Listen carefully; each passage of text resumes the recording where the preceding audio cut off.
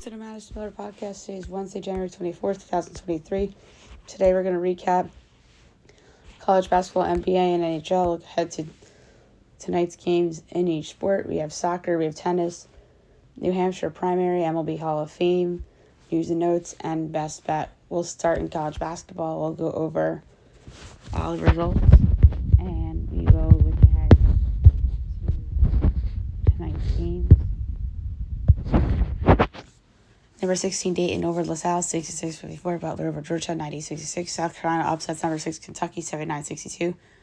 Texas beats number 11, Oklahoma, 75-60. Number 12, Duke beats Louisville, 83-69. Number 13, Wisconsin beats Minnesota, 61-59. Pitt beats Georgia Tech, 72-64. FSU beats Syracuse, 85-69. UCF beats West Virginia, 72-69. Charlotte beats UAB, 76-70. Nebraska beats Ohio State, 83-69. Cornell beats Wells College, 105-49. Duquesne beats St. Bonaventure, 54-50. St. Joe's beats UMass, 78-77. VCU beats Loyola, Chicago, 74-67. Ball State beats Buffalo, 87-59. Kent State beats Bowling Green, 90-84 OT.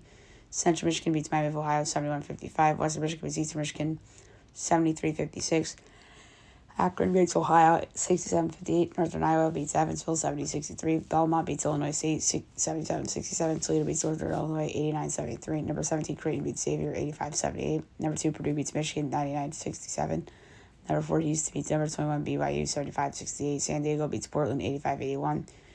Vatsak beats BC, 76-71. San Diego State beats Wyoming, 81-65.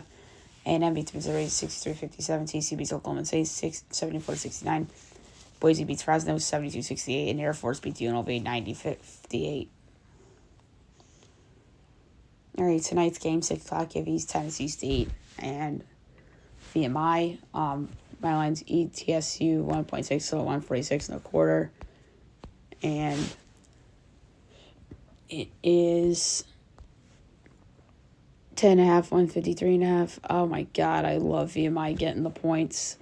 Radford and Asheville at 6:30. My line is Asheville 3.3 total 149.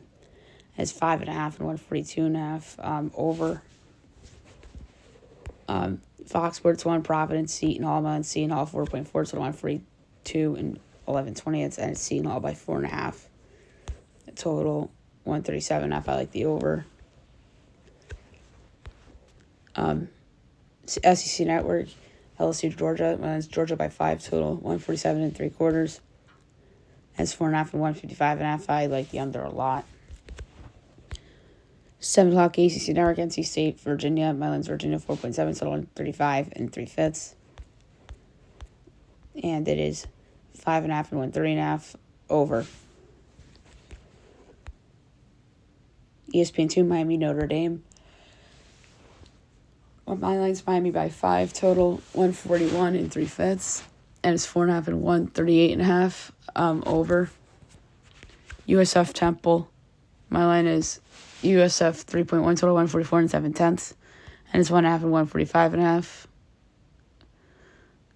Slightly in USF. CBS Sports Network, Murray State, Bradley. Mine's Bradley 9.4 total, 142 and 7/20. It's 8.5, 140.5. Slide over. High Point, USC Upstate. My line is High Point 4.2 total, 150 and 3/10. And it is 6.5 and 152.5. That's a hard one. I'm actually going to do FC Upstate in the points. And do some math in my head very quickly there. Next up is Gardner Webb and Longwood. My line's Longwood 4 3/4 total 143. And it's 6.5 and 141.5. Slightly Gardner Webb spread. Winthrop Charleston Southern. My line is Winthrop 4 1/4 total 145 and 19/20. And we have 6.5 and 143.5. I like the over. Maryland, Iowa, Big Ten Network. My line's Iowa 1.4 to 148 and 19/20, and it is 4.5 and 150.5. I like Maryland to cover. Army BU, my line is BU by 8, total 127 and 3/5. And it's 6.5 and 122.5 over. Holy Cross American, mine's American 8.7, total 142.5. And it is American 11.5, total 140.5. I'm gonna say Holy Cross to cover. Fordham, Rhode Island, minus Rhode Island 1.3, total 148 and 4/5. And it's 2.5 and 149.5. Slightly in Fordham spread.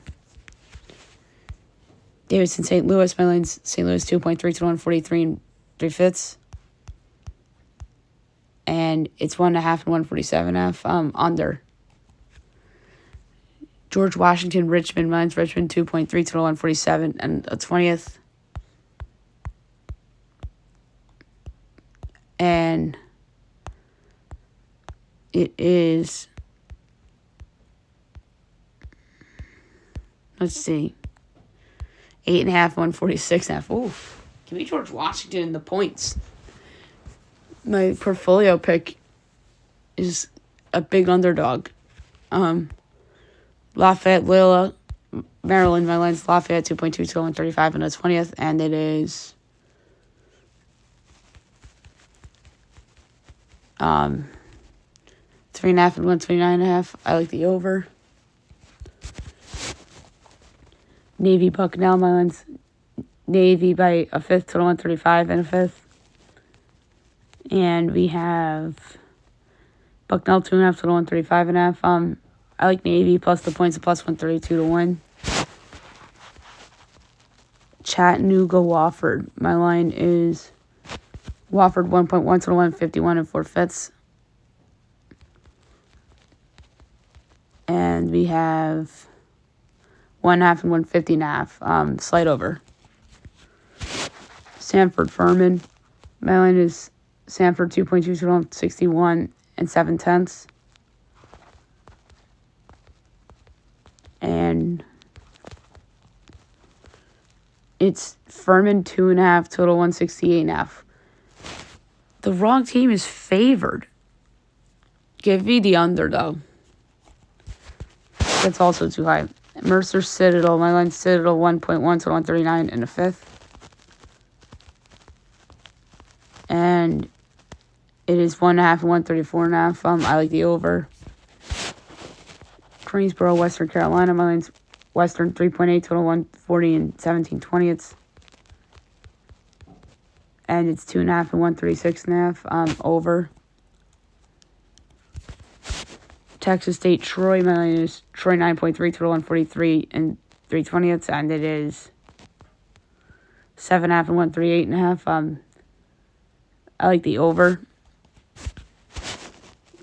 JMU, Old Dominion. My line is JMU by 8 to 151 and 9/10. And it's 7.5 and 155.5. I like the under. Georgia State, Marshall. My line's Marshall 2.5 to 152 and a 20th. And it's 3.5 and 156.5. I like the under. Southern Miss and Coastal Carolina. My line's Southern Miss by 5.6 to 147 and 11/20. And it's 4.5 and 149.5. Slight under. North Alabama, Kennesaw State. Mine's Kennesaw 10.25 to 157 and 7/10. And it is 6.5 and 161.5. Ooh. This is a good one. Where do I go here? I guess the under. Although I could lay it with Kennesaw too. Let me go under. That's too high. Central Arkansas's Queen. My lane's Queens 2.9 to 154. And it's 6.5 and 163.5. Under. Way too high. All right, 7:30 ESPN, number 8 Auburn at Alabama. My line is Bama by 3/10 total 156 and 11/20. And it's 2.5 and 161.5. I like the under. East Carolina, Wichita State minus Wichita by a quarter total 143 and 7/10. And it's 3.5 and 145.5. I'm going to take ECU spread. Jacksonville State, Middle Tennessee. My line is middle by 2 total 129 and 3/20, and it's 1.5, 121.5. I like the over. 8 o'clock, number 22, FAU Rice. My line is FAU 4.4 total, 152 and 3/4. And it's 11.5 and 153.5. I love Rice getting the points. Tulane UTSA. My line's UTSA as a 6.1 underdog, total 164 and 3/4. And it's 5.5 and 169.5. I like the under. Indiana State UIC. My line is Indiana State by 11, total 146 and 11/20. And it's 11.5 and 150.5 under. Valpo Southern Illinois. My line is Southern Illinois 9.5, total 137 and 3/4. And it's 14.5 and 135.5. I like Valpo getting the points. Drake Missouri State. My line is Drake 6.7, total 142 and 17/20. And it is 6.5 and 141.5. Slight over. 8:30 Fox Sports 1 from the Garden, Villanova, St. John's. Mine St. John's 2 3/4, total 144 and 1/10, and it is 3.5 and 145.5. That's a hard one. I'm just slightly leaning towards the under. Mississippi State, Florida, SEC Network. Mine's Florida 2.7, total 15 7/10, and it's 3.5 and 154.5 under. 9 o'clock Big Ten Network, number 10 Illinois at Northwestern. Mine's Northwestern 0.7, total 144 and 19/20. And it's Illinois 3.5, total 146.5. Wrong team's favorite can be Northwestern in the points and plus 340 or plus 140 outright. CBS Sports Network, number 14 Marquette, DePaul. Mine's Marquette 9.3, total 144 and 3/10, and it's 17.5 and 147.5. Beat DePaul to cover. New coach theory. ESPN 2, Kansas State, number 23, Iowa State. Mine's Iowa State 1.7, total 41 and 3/5. And it's 7.5 and 134.5. That's a tough one, but like the over. ESPN New Arkansas, Ole Miss. My line is Ole Miss 4.3 to 149 and 13/20, and it is 5.5 and 154.5 over. 10 o'clock Pac-12 Network, Utah Wazoo. My line is Utah 0.3 to 146 and 1/4, and it's Wazoo 1.5 to 145.5. Slight lean Utah plus 1.5 and minus 106. That's close to a pick-em. 10:30 Fox Sports 1, number 24 Colorado State, Nevada. Mine's Nevada 1.1 to 145 and 9/10, and it's 2.5 and 144.5. Tough one. Slight over. Number 25, New Mexico, San Jose State, 11 o'clock, CBS Sports Network. New Mexico 5.8 to 149 and 11/20. And it's 8.5 and 155.5 under. And last but not least, ESPNU, Colorado, Washington. Mine's Colorado 1.7 to 153 and 3/4, and it's 3.5 and 156.5. I like the under in that one as well. Okay, NBA. We'll go over the results from yesterday and look ahead to tonight's slate. Nuggets over the Pacers, 114-109. Knicks over the Nets, 108-103. Pelicans over the Jazz, 153-124. Thunder over the Blazers, 111-109 in a controversial ending. And the Clippers over the Lakers, 127-116. All right, 7 o'clock, you have the Hornets against the Pistons. Mine's Pistons 3 1/4, so 2-3-2 and the 20th. And it's 3 and 234.5. Under. T-Wolves Wizards. My line is T-Wolves 14 1/4, so 230 and 3/4, and it is 11.5 and 230.5. I'm gonna lay it with the T-Wolves on the road. 7:30 Grizzlies Heat. Mine's Heat 10 after 221 and 7:20. And it's 10 and 213 over. 8 o'clock Blazers Rockets. Mine's Rockets 8 and a quarter total 224 and 4/5. I'm sorry, 3/5. And it's 10 and a half and 220 and a half over. Cavs Bucks with new coach. Bucks 12 and a quarter, total 234 and 2/5, and 6.5 and 236. I'm gonna lay the 6.5 of the Bucks. That's a low number. 8:30 on ABC. Suns Mavericks. My line is the Suns by 2 and a quarter, total 233. And it's 1.5 and 241. I like the under. That's too high. 9:30 ESPN. Thunder Spurs. My line is the Thunder 14 and a quarter, total 234 and 4/5. And it's 7 and 241. That's a hard one.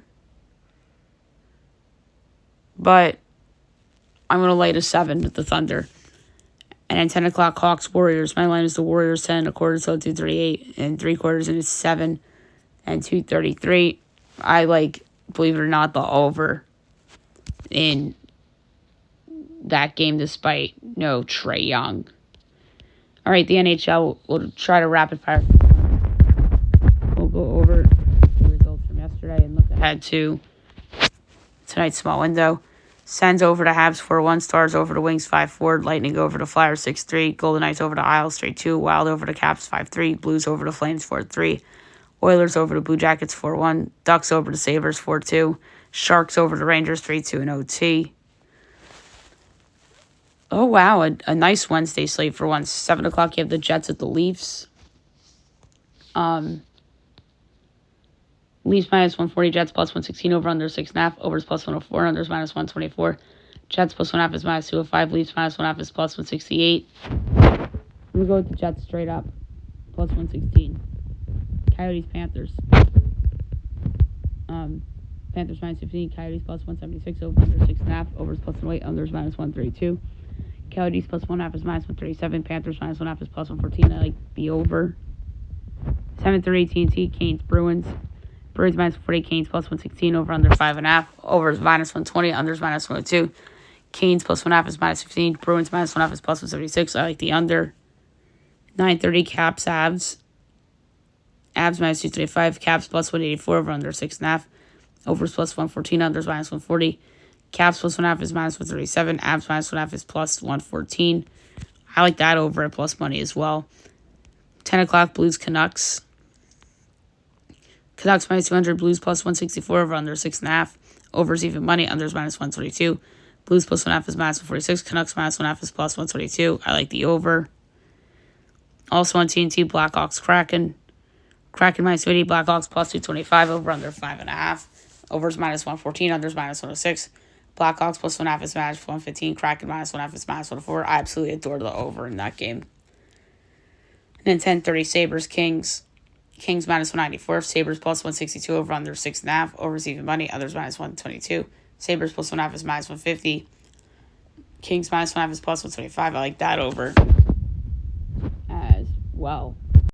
Now I'm going to go over some notable soccer results from yesterday and look ahead to today's soccer games.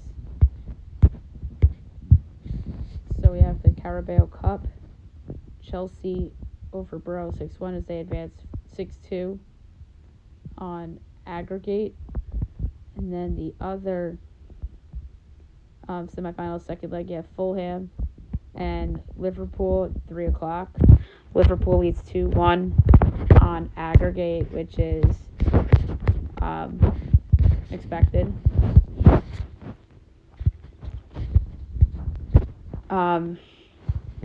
Just going to pull up the odds very quickly. Liverpool is minus 1,000. Fulham's plus 630, but that's on the qualify. But for money line purposes, Liverpool's minus 140, Fulham's plus 320, draws plus 280. I would put Liverpool money line in with a couple of surefire money lines in other sports. But I'm going to go under 2.5 goals at plus 110. I could see this being 1-0 or 2-0 in favor of Liverpool. As it'll be a Liverpool-Chelsea final in the Carabao Cup, which would be awesome. Copa del Rey, Real Sociedad over Celta Vigo, 2-1. 2 games today, 1:30 you have Mallorca and Girona. Girona's plus 105, Mallorca's plus 260, draw plus 220. I like Girona a lot at plus 105. And at 3:30 I have Athletic and Barcelona. Barcelona is plus 140, Athletic. Bilbao is plus 175, the draw is plus 230.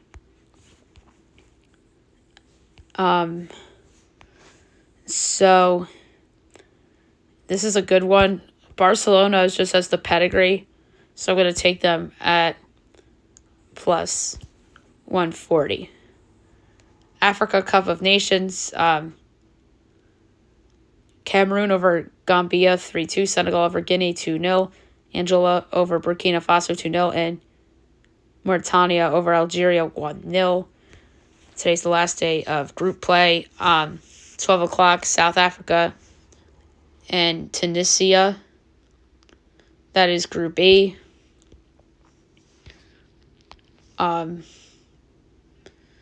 Tunisia is plus 120. South Africa is plus 240. The draw is plus 190. I don't understand why Tunisia is favored. Meanwhile, South Africa has been better. So the moves will draw plus 190. Namibia and Mali. That is also Group B. Mali's favored minus 165. Namibia is 5-1. The draw is plus 230. I like over 2.5 goals at plus 124. 3 o'clock you have Tanzania and Congo DR. That's Group F. Congo's minus 195. Tanzania is plus 470. The draw is plus 290. I like over 2.5 goals at minus 102. And then Zambia and Morocco. Morocco's minus 175. Zambia is 5-1. The draw is plus 240. I like over 2.5 goals at plus 112. The Asian Cup. Australia and Uzbekistan 1-1 draws. Syria over India 1-0. Iran over UAE 2-1. Palestine over Hong Kong 3-0. Only 2 games today coming up. This morning you have Iraq and Vietnam. That is Group D. I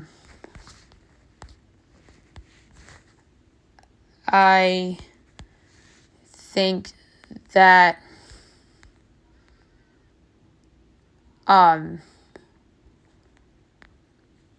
this is going to be an interesting game. Iraq is minus 170. Vietnam is plus 440. The draw is plus 270. I like over 2.5 goals at minus 108. Then Japan and Indonesia. That's also Group D. Japan's minus 1,800. Indonesia's 24-1. The draw is 10-1. Japan's going to win. I'm actually going to go under 3.5 goals, though, at minus 110. I could see this being a 2-1, 3-0 type of game. We do have some other soccer games to do. We have a German Bundesliga game today, 2:30 of Bayern and Union Berlin. Bayern's minus 900, Union Berlin's 15-1, the draw is 7-1. Like over 3.5 goals at plus 106. And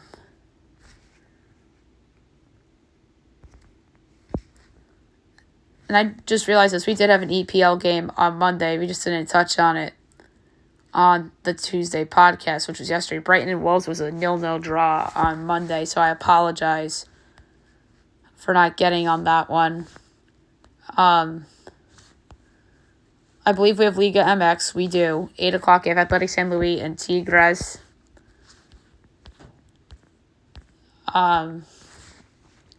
Tigres plus 105, Atletico plus 230, draws plus 240. Tigres is more proven than plus 105. We'll take that. Monterrey, Querétaro. Monterrey's minus 50, Querétaro 6-1, the draws plus 360. For this one, we're going to do under 2.5 goals at plus 106. And last but not least, 10 o'clock, Juarez, America. America minus 160, Juarez 4-1, the draws 3-1. I am going to go with under 2.5 goals at minus 102. We have an ELC game today, 2:45. We have Leeds and Norwich City.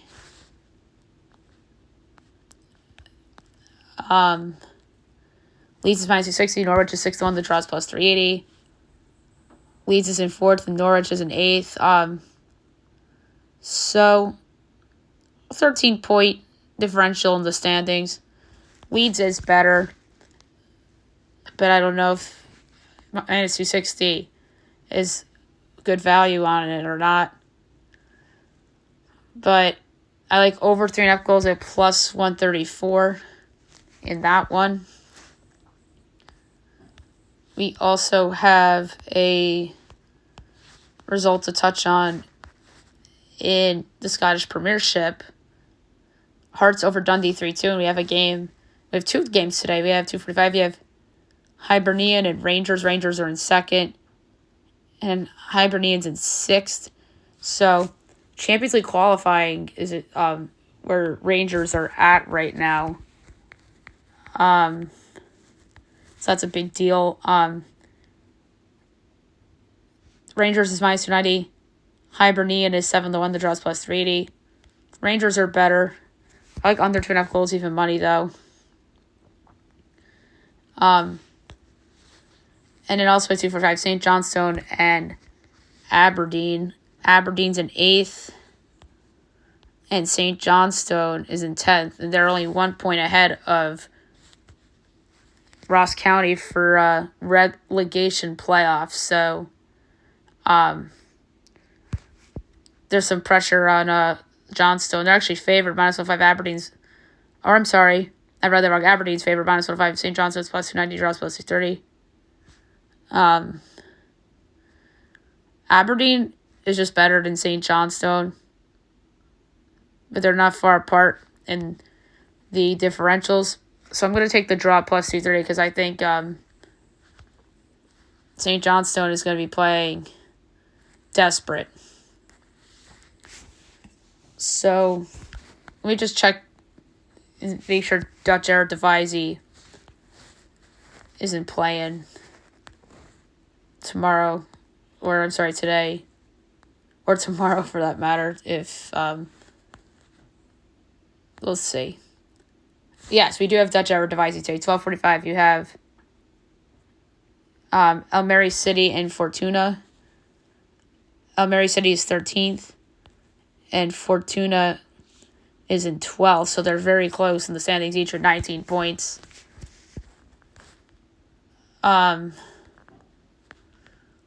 So we have Almere plus 145, Fortuna plus 160, the draws plus 230. I'm going to go with the draw plus 230. That's just very easy as a pick. So there you have it for soccer. Now we're going to do Australian Open. We'll recap yesterday's and this morning's overnights and then look ahead a little bit. So we'll start with the men's quarterfinals. 3-seed Daniil Medvedev over 9-seed Hubert Hurkacz in 5 sets. 4-seed Jannik Sinner over 5-seed Andrei Rublev in 3 sets. 1-seed Novak Djokovic over 12-seed Taylor Fritz in 4 sets.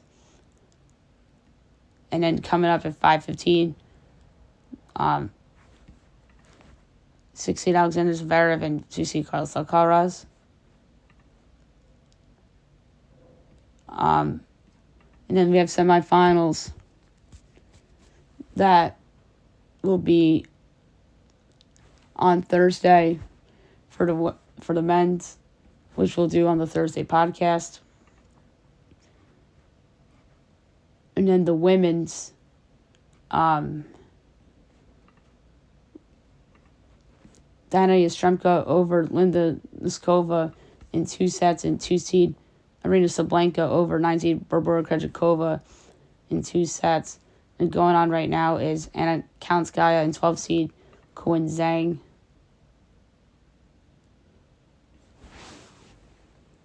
And then we'll do the overnights for tonight on tomorrow's podcast. Okay, now we're going to talk about the New Hampshire primary, where things stand at the time of recording.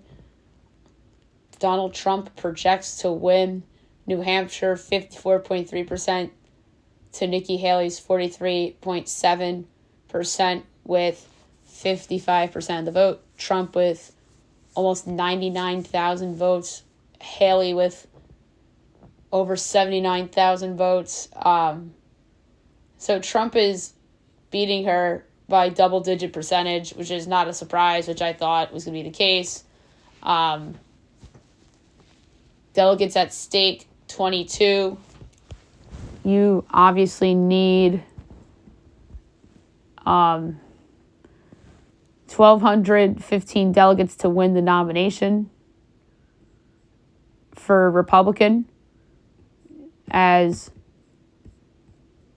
Donald gets 12 of the delegates and Nikki Haley gets 9, at least in Haley's case. She got a couple of them to have her camp feel that they still have a chance with her home state of South Carolina coming up. You knew Trump was going to win this state. I don't know if Trump's going to sweep all the states. That would be crazy if he did. But he's up by 15 delegates on Nikki Haley. Ron DeSantis has 9, and Vivek Ramaswamy has 3, who have both dropped out of the race. Obviously, Biden won the Democrat for New Hampshire via write-in because Biden wasn't on the ballot in New Hampshire. So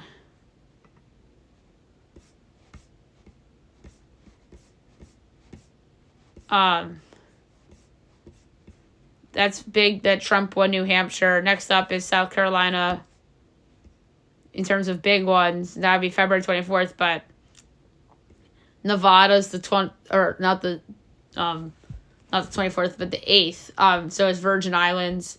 Nevada, 26 delegates. Virgin Islands has 4. So Trump takes, as of now, 12 of the 22 delegates, with Haley taking 9 of them. So if Haley gets the last one or Donald gets the last one, we're going to keep our eye on that for the podcast on Thursday. March 5th's a big one. That's the biggest day in terms of primaries. You have Alaska, Alabama, Arkansas, America, Samoa, California, Colorado, Massachusetts, Maine, Minnesota, North Carolina, Oklahoma, Tennessee, Texas, Utah, Virginia, and Vermont. That's a big day. And before that, you have North Dakota on the 4th, the 30th, the D.C., March 2nd, you have Idaho and Missouri, the 27th is Michigan, and obviously the 24th is South Carolina. And obviously we had Iowa about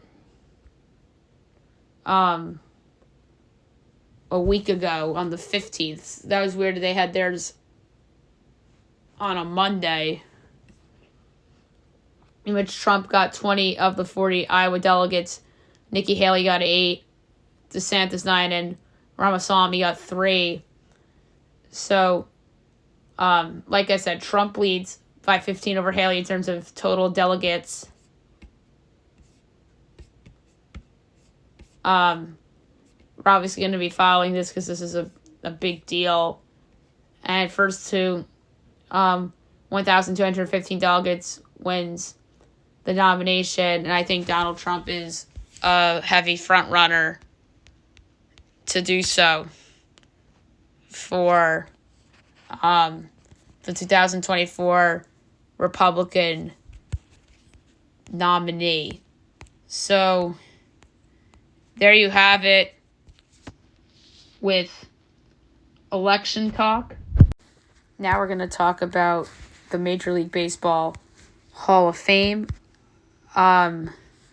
This is a big deal. I'm going to go over my personal fake ballot in a second, as I'm going to pull up the ballot and talk about who won. So, the players that were voted into Cooperstown, with 3: Adrian Beltre, Todd Helton, and Joe Mauer. Adrian Beltre, 95.1% of the vote on his first year of the ballot. Joe Mauer, 76.1% the first year on the ballot. So first time ballot Hall of Famers, the two guys I grew up watching. And then Todd Helton gets in on the 6th year on the ballot. You need 5% of the vote to remain on the ballot. So Billy Wagner came close yet again. Gary Sheffield, Andrew Jones. So Wagner 73.8, Sheffield 63.9, Jones 61.6, Carlos Beltran 57.1, A-Rod 34.8, Manny Ramirez 32.5, Chase Utley 28.8, Omar Vizquel 17.7, Bobby Abreu 14.8, Jimmy Rollins 14.8, Andy Pettitte 13.5, Mark Burley 8.3, K-Rod 7.8, Troy Hunter 7.3, David Wright 6.2,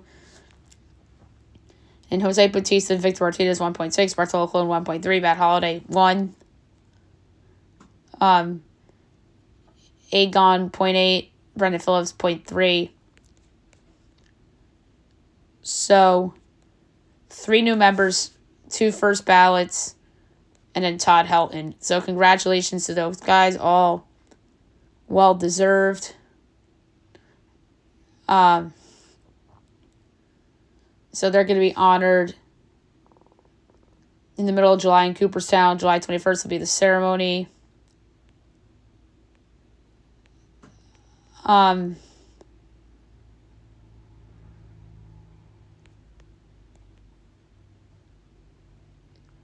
But Sheffield 10th and final season on the ballot for Sheffield. His case will revert to the Historical Overview Committee in December of 2025, which crafts the ballots for consideration on the Contemporary Baseball Era Players Committee for the class of 2026.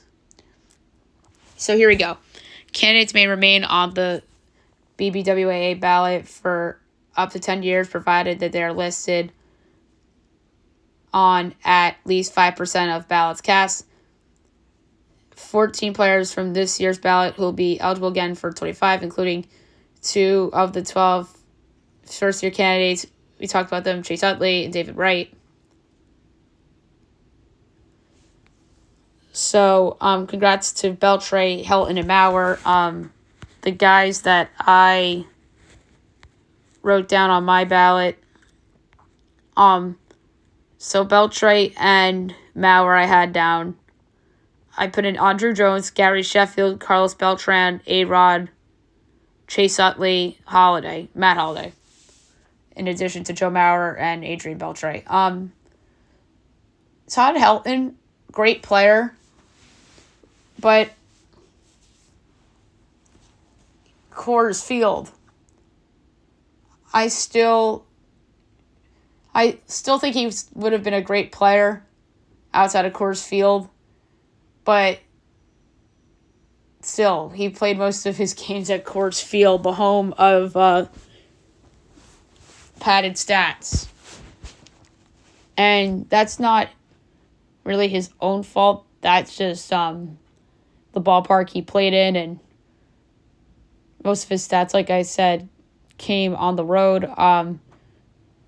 So Andrew Jones was a great player, obviously, with the Braves for the most part of his career.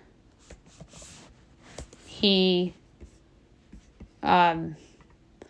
was also on the Dodgers for a year, the Rangers for a year, the White Sox for a year, the Yankees for 2, and then he went to Japan for 2 years. And he was just great. Over 400 home runs, almost 3,000 RBIs, played on great teams. It was on a Braves team that I know he got to the Braves a year too late because he was he had just missed that World Series team, but he was big for the Braves for a decade, and he was a great player. I feel bad for Sheffield. I really thought that this was his time. Over 500 home runs in his career. He bounced around a lot. He was on the Marlins team in '97 that won the World Series. He started off with the Brewers, then to the Padres, then with the Marlins in his prime, Dodgers, Braves. So he played with Andrew Jones for a little bit. Then he was on the Yankees. He was on the Yankee team that blew the 3-0 lead to Boston. Then he was on the Tigers, and then he closed out his career with the Mets. Over 500 home runs, almost 1,700 RBIs, over 2,500 hits. He was incredible.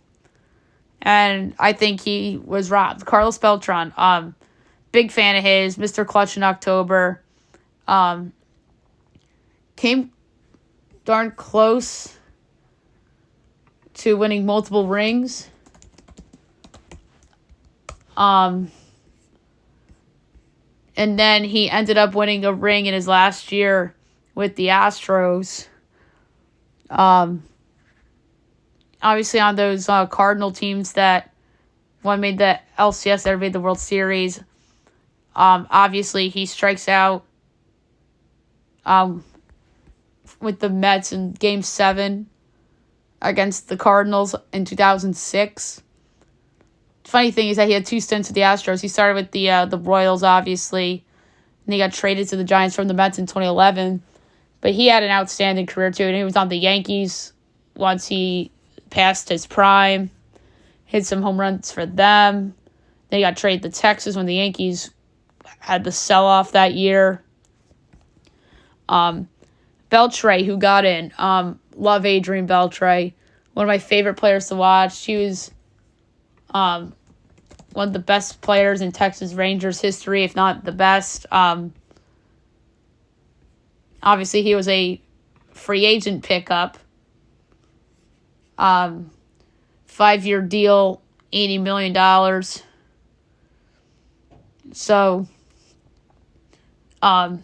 he spent the second half of his prime with Texas. He was on the Dodgers, the Mariners. He played with Sheffield, too, ironically enough, and he was on the Red Sox for a year. His number 21's retired in Texas. He led the NL in home runs in 2004. 4-time All-Star. That guy was amazing. I'm glad he's in the Hall of Fame. And he's one of the few guys that doesn't have a ring that belongs in the Hall of Fame. He almost won one with Texas in 2011, his first year there. Obviously, we know what happened in Game 6 against the Cardinals. A-Rod's controversial. Maybe it's just the Yankee girl in me. But I understand he was on roids. I get that. But without the steroids, he wasn't a bad player. He has grown as a person since the mistakes he made. He's a great person. He is somebody that is well-spoken and very outspoken. I think he belongs in the Hall of Fame. It's a controversial take, but he was amazing in his prime. Amazing. And obviously Joe Mauer, one of the best hitting catchers to ever do it. Doesn't have a ring, but spent over a decade with the Twins. His number 7's retired. Won 3 batting titles. Won the MVP in 2009. Chase Utley, I thought was going to get in. One of the best Phillies ever. His last couple years were spent with the Dodgers. Won the World Series in 2008 with the Phils. 6-time All-Star. Over 1,000 runs batted, almost 260 homers. And then Matt Holliday, an outstanding hitter. His son Jackson Holliday might end up being even better than him, which is insane. Prime of Matt Holliday's career was with the Cardinals. He was on the Rockies team that won the 2007 National League pennant, was the NLCS MVP, was the NL batting champion that year, NL RBI leader. He's in the Cardinals Hall of Fame. Obviously won the World Series with the Cards in 2011, 7-time All-Star. Then he ended up on the Yankees for a year, was on that Yankees team that went 6 with the Astros. And that's, let's be honest, went 7 with the Astros. That is literally the furthest Aaron Judge has ever made it in the playoffs. And it wasn't with Aaron Boone, it was with Joe Girardi. But that's crazy that Matt Holliday was on that 2017 Yankees team. Then he was back on the Rockies for his last year. So he had a great career. But hopefully A-Rod gets there one day. He had the numbers to do it. There's other guys that were linked to steroids in. David Ortiz is one of them. So, yeah. Hopefully A-Rod's in it sooner rather than later. Now we'll do the news and notes for today. A massive story in the NBA today as the Milwaukee Bucks fire Adrian Griffin, first-year coach, despite 30-13 season. This is shocking to me. I know it doesn't surprise some people, but this shocks me. You're 30-13. I understand your defense stinks, and you're not as good as Boston. You're arguably not as good as Philly or Miami either, in some ways. But this was a complete panic move, in my opinion, and there's definitely more to this situation. Obviously, Terry Stotts resigned before the year, which was a red flag. And obviously, Stotts was Dame's coach in Portland, and then they brought him on as an assistant, and then he quit right before the year. Now it's a bad omen. So maybe there's something up with Adrian Griffin in terms of how he's liked in the Bucks organization. Their defense being bad, I think, has less to do with him and more the fact that they replaced Drew Holiday with Damian Lillard, who doesn't play a lick of defense, and that's on the front office, not Adrian Griffin.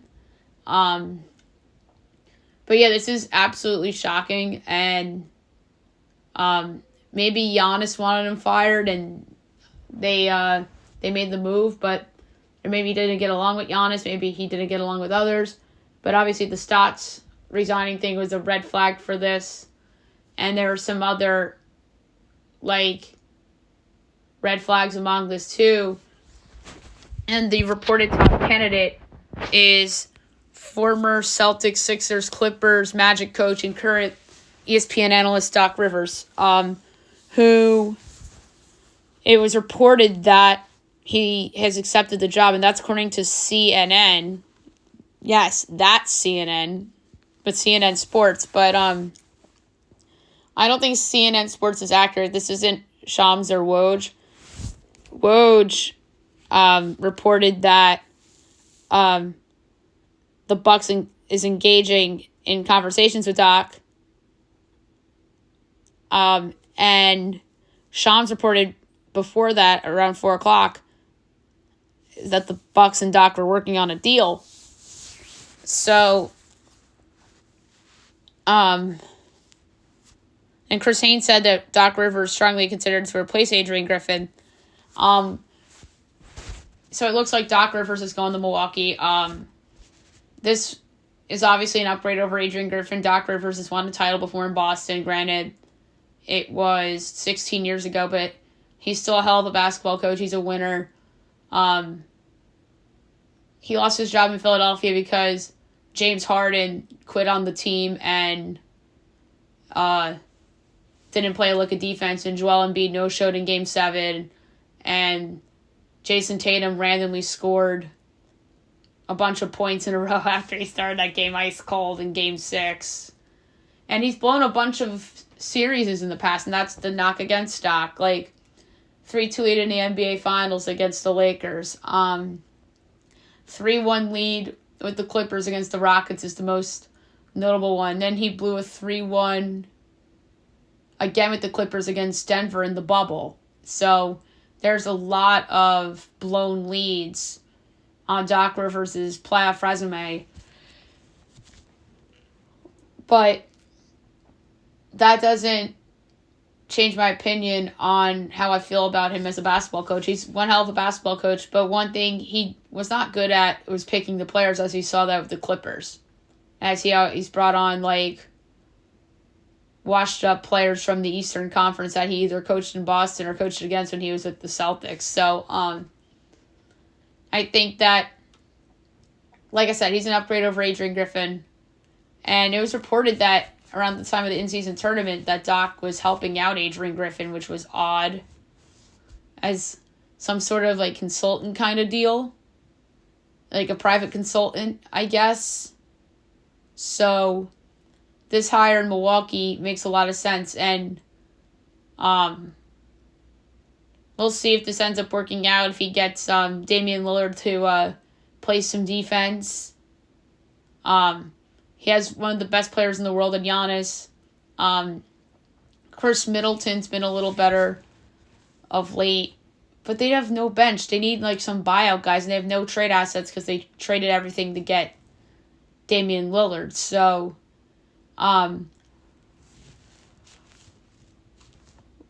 we'll see. The Bucks haven't announced it yet. Neither has Shams or Woj. So if the CNN report turns out to be false, we'll obviously talk about that on the podcast tomorrow.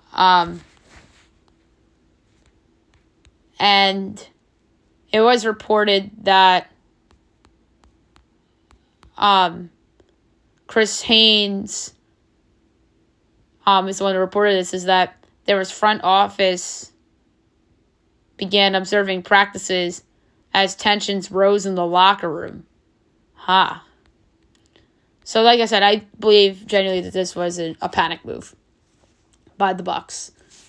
And if they had a bad exit in the playoffs, then you fire him then. But I think firing her mid-season, I just think, is chaotic.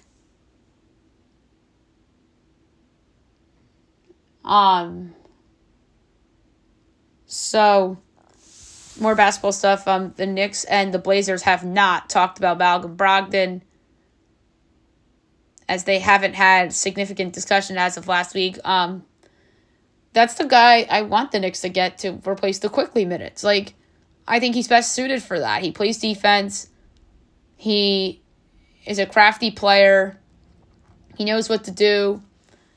And he's been on winning teams. So I would gladly take Malcolm Brogdon.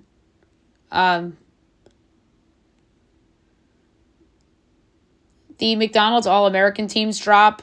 Cooper Flagg headlines the men's, and Sarah Strong headlines the women's, as obviously so Cooper Flagg obviously will be going to Duke. And then Sarah Strong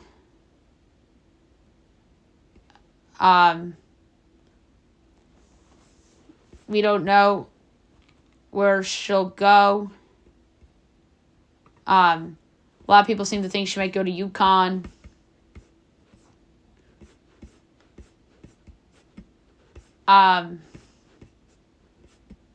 Obviously, Cooper Flagg's going to Duke. Dylan Harper is on the men's team. He's going to Rutgers. And that's monstrous.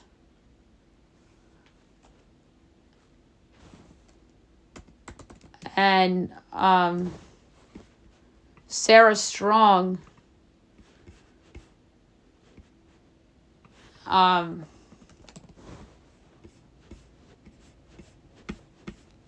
we still don't know where she's going to go.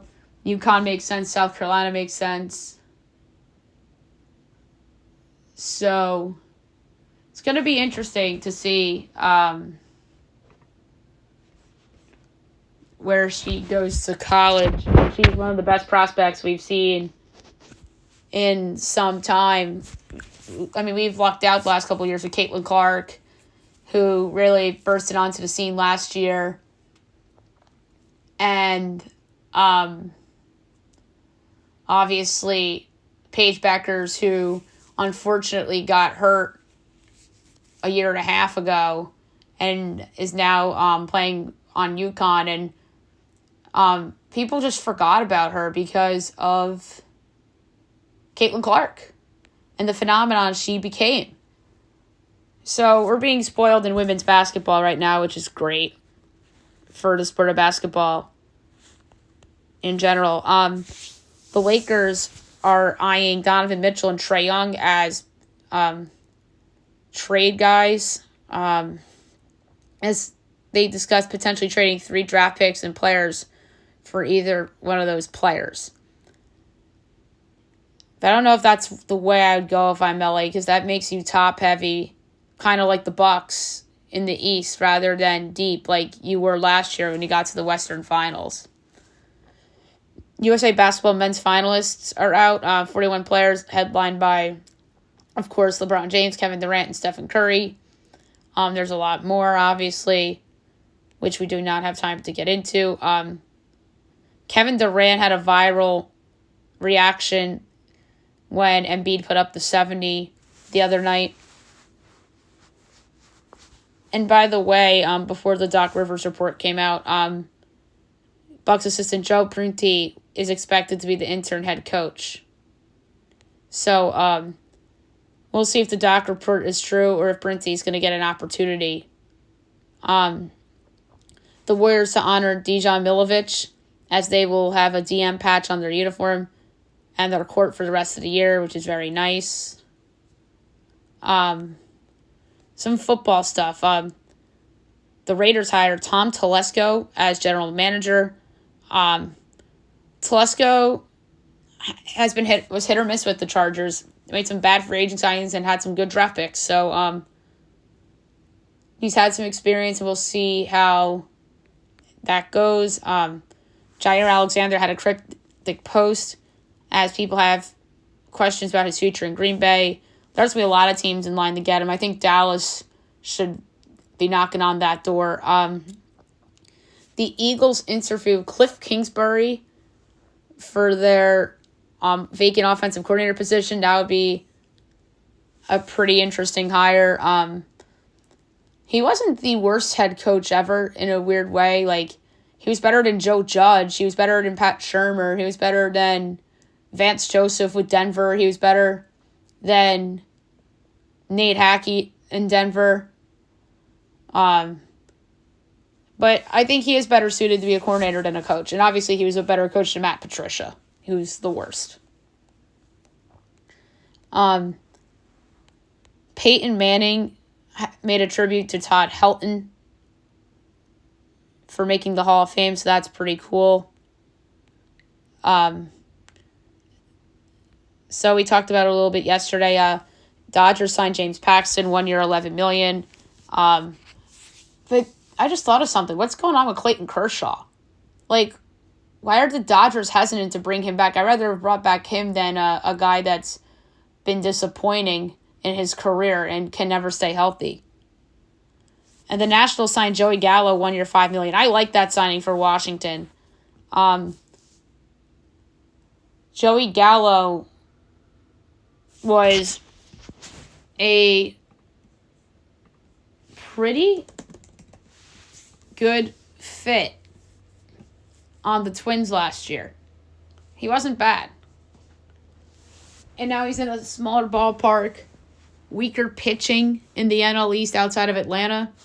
So I think that that's a possibility that he's good for them, but the team stinks, and then they trade him at the deadline, kind of with Aroldis Chapman with the Pirates. JP Morosi reports that Willy Adames trade talks are quiet as interested teams believe Brewers will hold on to their shortstop. They should hold on to him for the time being. And then if you're bad this upcoming season, maybe his value goes up if he plays well.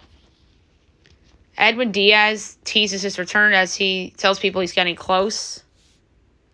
The Yankees may tweak their road uniforms as their road grays could look different this year. I'm interested. Breaking news from Jeff Passan as we speak. Rhys Hoskins and the Milwaukee Brewers are finalizing a 2-year, $34 million contract with an opt-out after the first year. I like the signing a lot from Milwaukee. I absolutely love it. Hoskins got hurt, obviously. Philly just doesn't have space for Rhys Hoskins. And Rhys Hoskins is a good power hitter, and that ballpark in Milwaukee suits Hoskins well. And he's another guy. If Milwaukee stinks and he's putting up good home run numbers, he's going to get traded at the trading deadline. And I think that's a really good contract. And if he has a good year, he opts out and can get an even bigger deal. So, really nice signing by the Milwaukee Brewers. There's some pictures going around of Jackson Holliday's apartment. And that has everybody in shock. Bills Mafia donates over $100,000 to Tyler Bass's charity after missing the field goal. That's really nice. I mean, Tyler Bass is probably taking a lot of criticism for missing that kick that would have forced overtime against the Chiefs. But that was really nice. Hockey news. Flyers goaltender Carter Hart is stepping away from the team due to personal reasons. Hopefully everything's going okay with Carter Hart. That's a big loss for the overachieving Flyers. If he's out for a while, that not only might cost him a chance to surprisingly take the Metro from the Rangers or Carolina, for that matter, but that might cost him a playoff spot. That could be a sinking ship team if he's out and their goaltending stinks. And say like the Islanders play better with Patrick Roy, maybe the Devils get healthy and they pass them. But yeah, the Metro Division, you can ill afford to have a big injury or a situation like this because the Metro Division's loaded. Everybody's good or decent except for the Columbus Blue Jackets. Like, Washington's been better than I thought they were going to be. The Penguins, they're probably where I thought they'd be. I don't remember if I picked them to make the playoffs before the year. I think I did. The Islanders, maybe they'll play better under Patrick Roy. The Rangers kind of fell apart a little bit over the past several weeks. I mean, I don't think their goalie's healthy, but that game against the Ducks really was promising in terms of their offensive output in the second half of that game. So I think it's either Rangers or Carolina that wins that division. I think New Jersey, with all these losses, has kind of missed the boat. And I think with Philadelphia losing Carter Hart, that is a sentence death blow for their chances to win the Metropolitan Division. And that would probably be the biggest surprise division winner that we've seen in hockey in a long time.